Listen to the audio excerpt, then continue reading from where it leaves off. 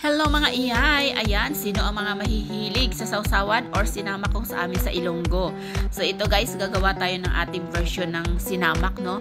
And ang ating mga ingredients, meron tayong dalawang klase ng luya, yung galanggal at yung regular na luya. Pati yung ating sili, meron din tayong tatlong klase ng sili. Meron tayong lemongrass at yung ating garlic. So, slice natin yung ating garlic ng medyo maninipis lang. No? Meron tayong black pepper, yung whole black pepper. At syempre yung ating langgaw or suka or vinegar. Mas masarap sana ito guys kung yung natural na vinegar, yung vinegar ng niyog, yung ang gagamitin, yung parang fresh siya. So, ayan, di bali, wala naman tayong mabibilhan dito. So, bibili na lang tayo ng ready-made na vinegar. So, ayan na nga guys.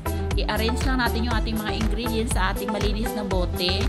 Ayan, kahit anong bote pwede guys. Pero yung sa akin guys, medyo ito kasi lagayan ng aming yung olive oil.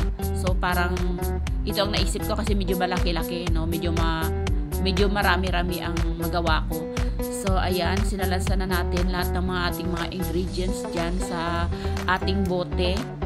Ako kasi guys, mahilig talaga ako sa sausawan kahit lalo na yung may isda ka na pinarito or inihaw. Wow. So dito guys, nilagay ko na yung ating yung ating suka. And then naglagay na rin pala ako ng isang kutsaritang asin. And dinagdagan na natin guys yung ating suka para mapuno siya. Hindi naman masyadong puno, yung tama lang, no.